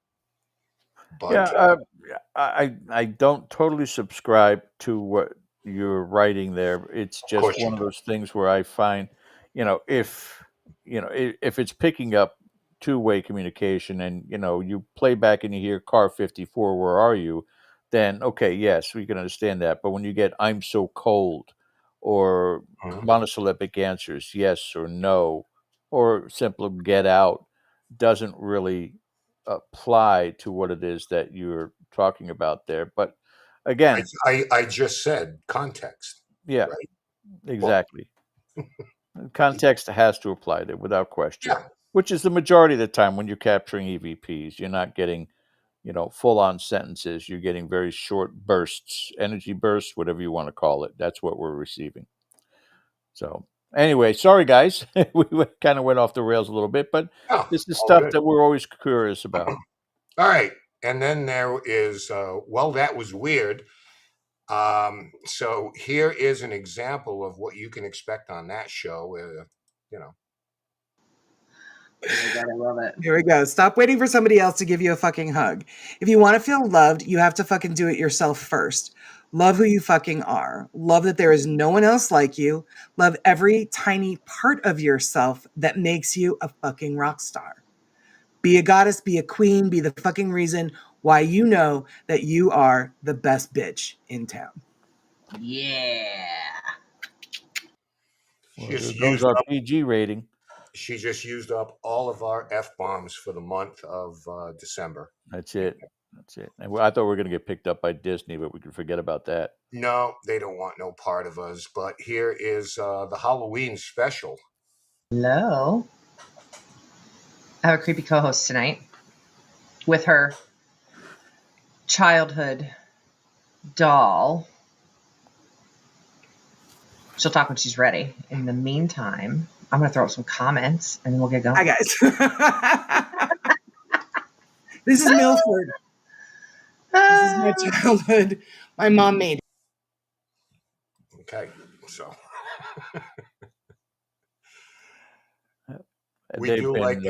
They've been incredible additions to our channel. Yeah. Consistent in what it is, and they've got a wonderful fan base as well. So we're so happy to be involved with them on our channel. Yeah, they're doing very well, and they go into realms we don't always have the opportunity to do, as far as the metaphysical. As far as I almost look at it like a self-help show, and I've said this for the longest time, like how to deal with stress, how to deal with whatever life throws at you. And there is some real sage advice there, from different perspectives, as far as self-help, self-care, and they do a great job, because in watching the show, there are a lot of people that really kind of bare their souls right there in the chat, and they're not afraid to, because they know that they're in a good spot, they're in a safe place. Yeah, they're So not going to get judged. Exactly. absolutely. So I think that's one of the important things that they bring to that. Yeah, we love Cody and Satori too, you know. Eh. They're a hoot. Okay, so would you like to hear? I've only got a couple of these. Chris Rondina on slasher films. Brian and Rochelle on humor, on investigations. Major Rayfelt on the Rendlesham praying mantis, or Katie Page on the Florida UFO. Dealer's choice. Okay, let's show the UFO, what George witnessed and what thousands of people in Florida witnessed. And Still hasn't been answered, by the way. That's right. And Katie Page from Beyond Skinwalker was our guest that night. But let's just put this on screen for you, and then allow me to give you where I'm upset about as I play these. Now, first, I'll put it on screen, and you can look at this. The best way I could describe it, and this is almost exactly what I saw sitting in my backyard, a fast-moving cloud, and it wasn't the same speed as the other clouds around it. And as I'm watching it, I'm noticing more and more and more a ball of light in the dead center of it. And then it's as if, because of the angle of the sun to this anomaly, the cloud was no longer visible.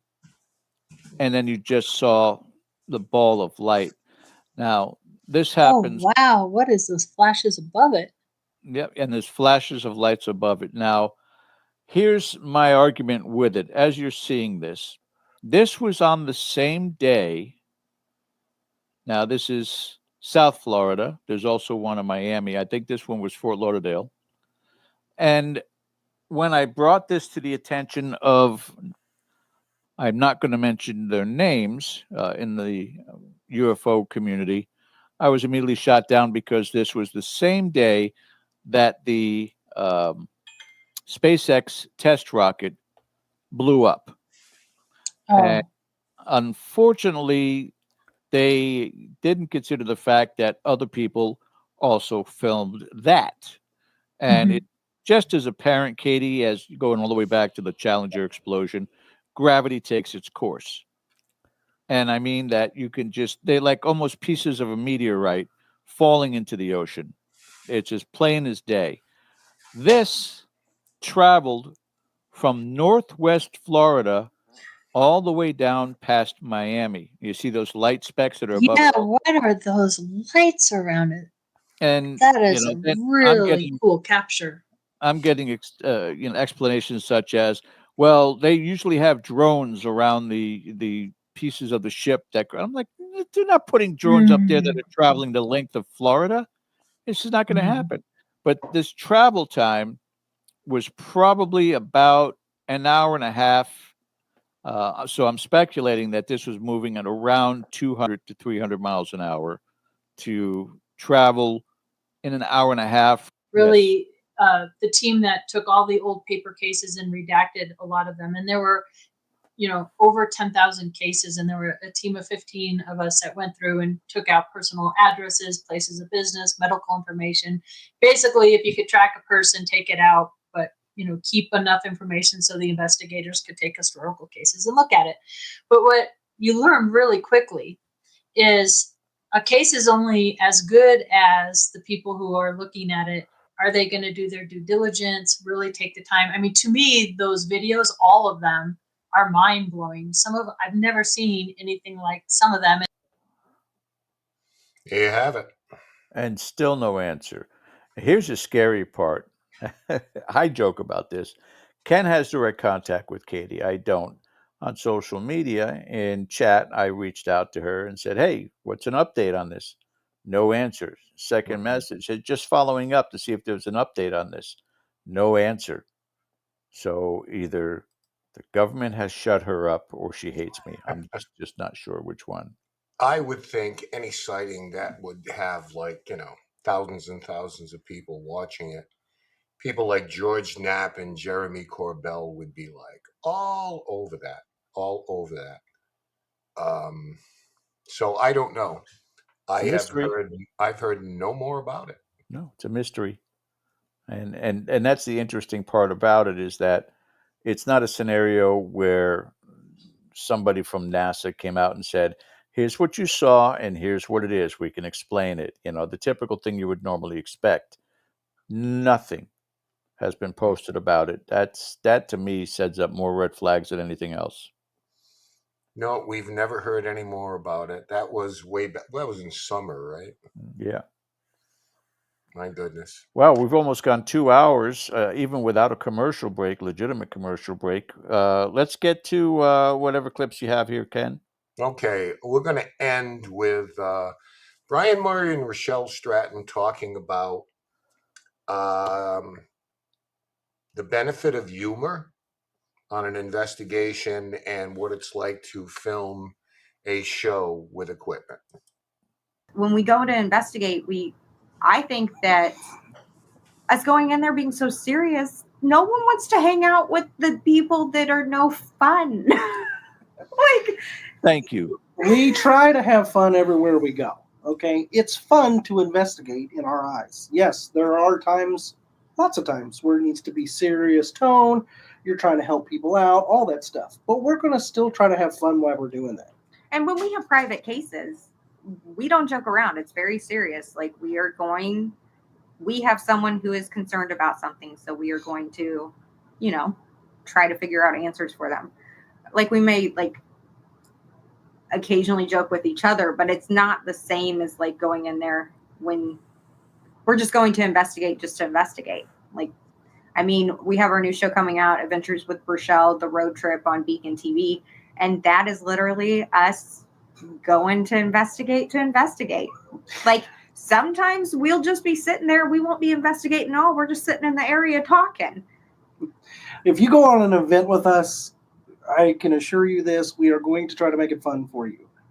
And in doing that, we do what we do best, and we just have fun.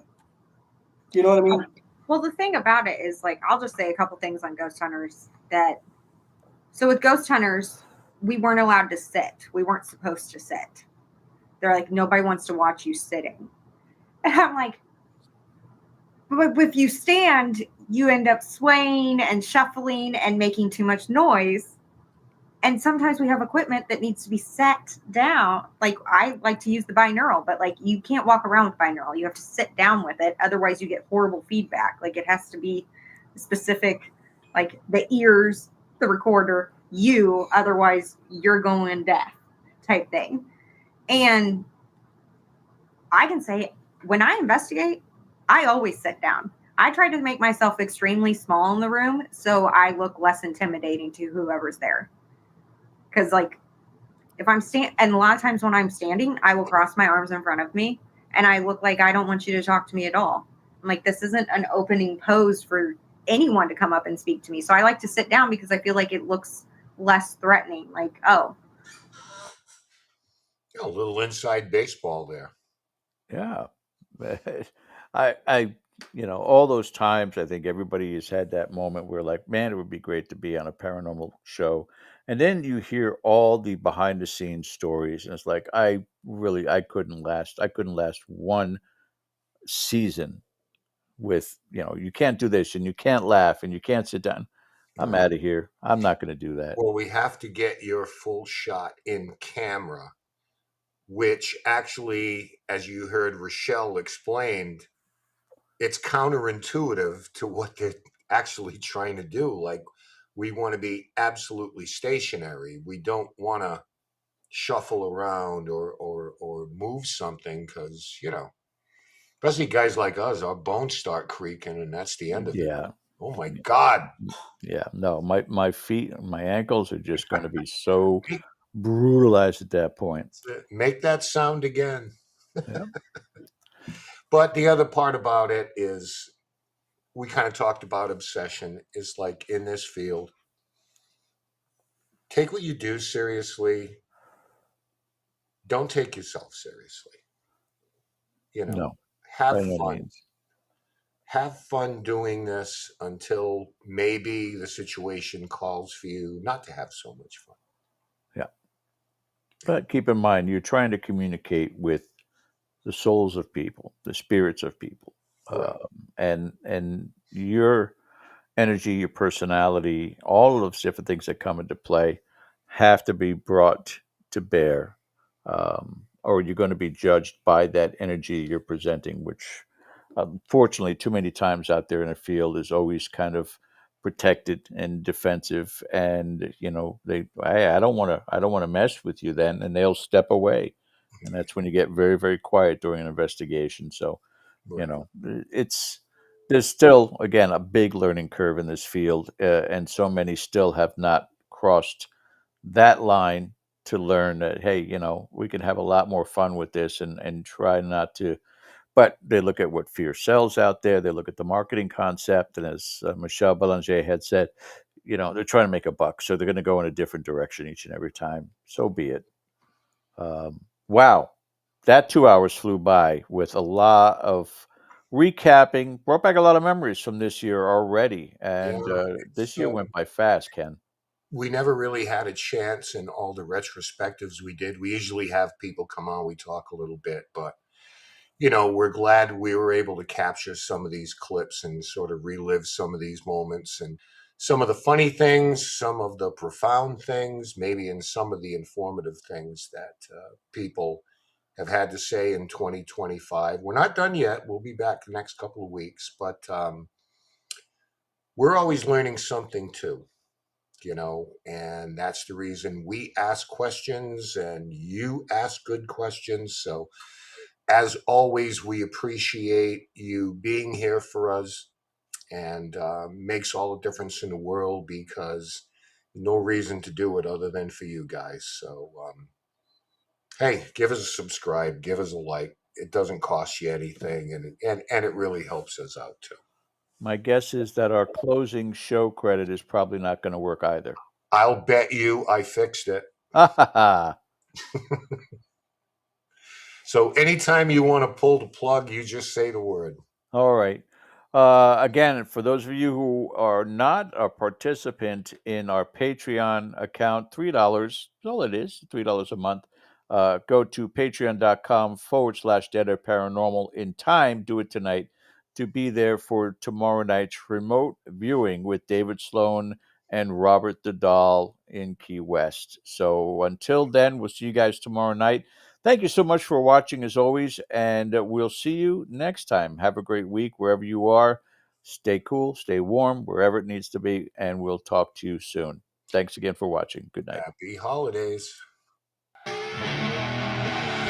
I see her rolling up, Uber black Cadillac, high heel boots and a sexy body full of tats. Baby's bad, oh baby's hella bad. After her there ain't no coming back. Wanna take a run at that. I think she's feeling me, turn it up a few degrees. My imagination of her body gets the best of me. Oh gosh, she's such a tease, bitten lips, bruised.